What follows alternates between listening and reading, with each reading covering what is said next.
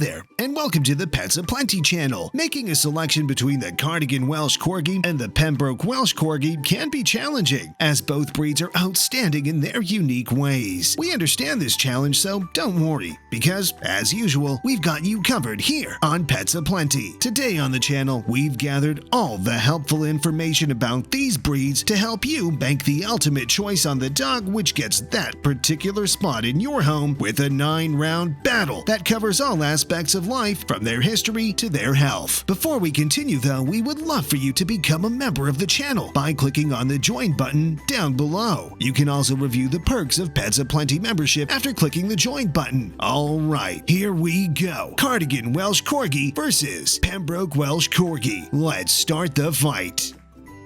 Round 1. History.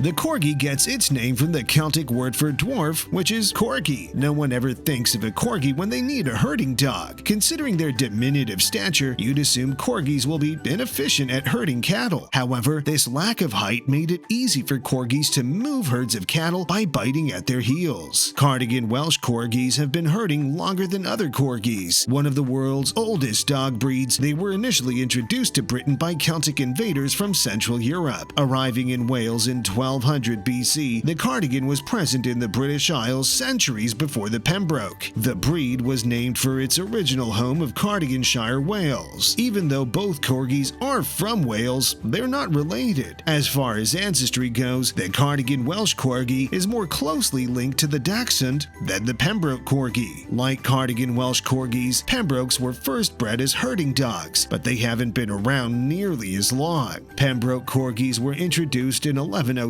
AD, some 2,000 years after Cardigan Corgis. This dog came from Belgium and belonged to several craftsmen who were given permission by Henry I to settle and work in South Wales. Although newer, they're the most popular Corgi breed, ranked 13th out of 200. The name Pembroke comes from Pembrokeshire in Wales. The Cardigan Corgi and this breed share no common ancestry. Pembroke Corgis are more closely linked to Pomeranians, Norwegian elk hounds, and chow chows. With 1 point each, they start off strong on the scoreboard. Round 2. Appearance. Differentiating Cardigan Corgis is easiest by looking at their tails, not their histories. Pembrokes don't have tails, but Cardigans do. This is the most telling characteristic, and although not easily noticed, the Pembroke has more erect, pointed ears, while the Cardigans are more rounded. Cardigan and Pembroke are tiny breeds, but the Cardigan has a little inch of added height. The Pembroke is between 10 and 12 inches tall, while the Cardigan stands between 10.5 and 12.5 inches. A male Cardigan can weigh 30 to 38 pounds, while a female can carry 25 to 34 pounds. The male Pembroke can reach 30 pounds and the female 28 pounds. Their tiny legs are proportional to their stature. They're among the 19 existing dog breeds with short legs, which may have been linked to the dwarfism gene. Both herding dogs have an undercoat for protection against the damp and cold weather in Wales. Both have fluffy, smooth coats, while the Pembroke only comes in a few colors, such as white, tricolor, sable, and red. The Cardigan may be found in a wide variety of patterns and shades. Both have a distinct patch on their backs where the direction and intensity of their fur change. So, does posterior projection or lack of lessen the cuteness factor? Not by any means. They deserve a point each for their appearance, so 2 points for the Cardigan and 2 for the Pembroke. Round 3. Temperament.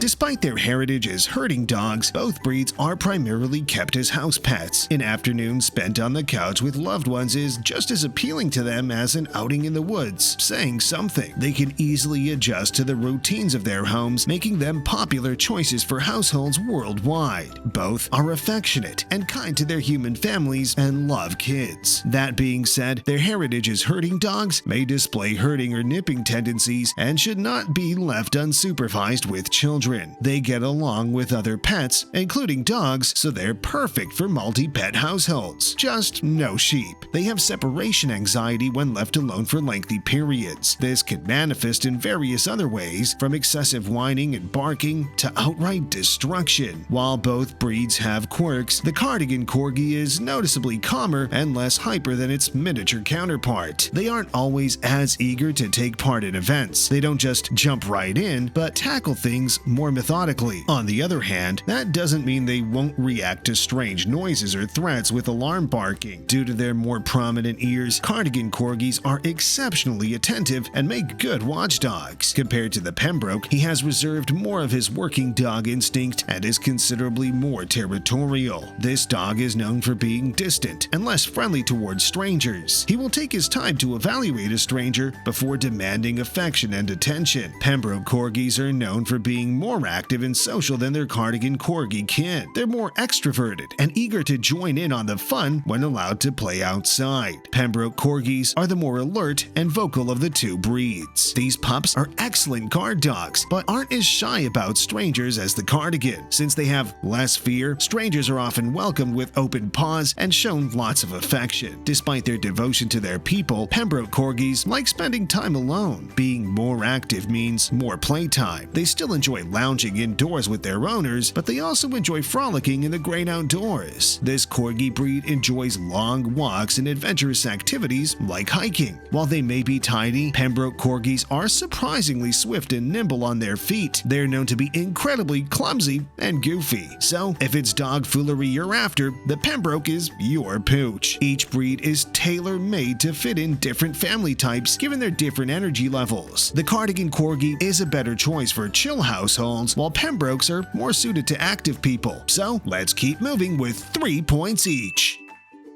Round 4. Grooming. Both Corgis must be brushed twice or 3 times weekly to keep them healthy. They begin to lose their surplus fur as the weather warms up, and considering how tiny they are, that's a lot of fur. During shedding seasons, brush your Corgi daily to maintain his coat manageable for him and your home. Cardigan and Pembroke only need baths every 2 months. More frequent baths will strip their coat of its natural oils. As with all dogs, but more so the petite breeds, their dental hygiene requires special attention. So keep your Corgi's teeth in good shape by brushing them once a week. Regular nail trimming is also recommended. 1 point each for this round, guys. It's 4 points for the Cardigan and 4 for the Pembroke. Round 5. Socialization. Given their ancestry, if you want a well-behaved puppy, you must socialize them early because of their nipping and herding inclinations. Dog socialization entails exposing your dog to as many new experiences as possible so that he or she can learn to behave appropriately in typical settings, such as walking calmly on the sidewalk or getting along fine with other dogs of varying sizes and temperaments. Success hinges on making every interaction positive. There are a lot of similarities in their socialization, so they get a point each. 5 for the Cardigan Corgi and 5 for the Pembroke. Round 6. Exercise. Although the Pembroke is the more energetic of the two, both breeds are categorized as medium energy ex-working dogs, so they won't be lounging around all day drinking tea. They need about 45 to 60 minutes of exercise daily and enjoy playing fetch in the yard or at the park. Modern Corgis would benefit just as much as their forebears from access to expansive fields to run and play. They're both incredibly athletic and excel at agility courses. If you can't take them there frequently, consider getting them some frisbees and maybe tug-of-war ropes to keep them busy. A puzzle toy stuffed with tasty sweets would keep them occupied for hours. Let's give them a point each for their energy levels. 6 points each, guys. The fight is moving on with a tie on the scoreboard. Round 7. Training. As working dogs, both the Pembroke and Cardigan are easily trainable if you're consistent in your training. Early, consistent, and positive reinforcement training is the key to instilling discipline and ensuring compliance. Since they're motivated by food, treats will be primary motivators. Take advantage of this, but complement their hard work with plenty of vocal compliments. Unfortunately, the Corgi's independence and stubbornness often discourage owners from sticking with the training process. Don't worry, it's probably not your your fault. Corgis are just known to complete tasks on their own schedule. And it's 7 points to each breed. That's 1 point for the Cardigan, 1 for the Pembroke. Round 8. Diet and Nutrition. The daily food intake of a Cardigan is about the same as that of a Pembroke. Feed your Corgi 1/2 to 2 cups of dry food a day if he's a high-energy puppy, but less if he's more of a couch potato. He will gain weight rapidly, so watch his portions closely and limit treats. Exercise and feeding your Corgi premium dog chow will keep him healthy and out of the vet's office. And the tie continues at 8 points each. Let's see where the final round leads us. Round 9. Health.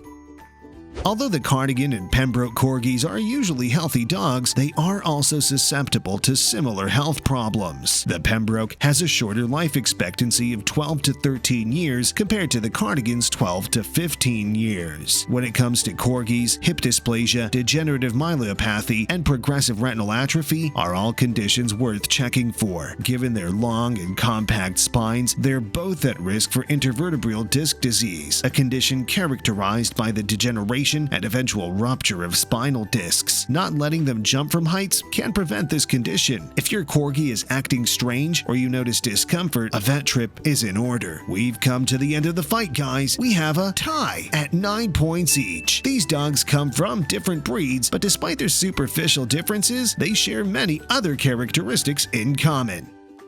You can't go wrong with the Cardigan Welsh Corgi or the Pembroke Welsh Corgi if you have a lot of affection and love to give. They'll direct their love and attention right back at you. We'd love to conclude by saying every human has a choice. It's vital to consider your personal needs and environment during adoption. However, it's always worth knowing about the similarities and differences between these breeds. Both dog breeds can work excellently as a pet or companions. This is our evaluation. Remember, yours may be different. In addition, before adopting a dog, do well to seek professional advice from the breeder and your veterinarian. What are your thoughts on today's contest? Let us know in the comments section. Consider becoming a member of the channel by clicking the join button to get early access to our upcoming videos plus other membership perks. Also, check out our playlists and click on the video links that pop up at the end of this video. Thank you for watching.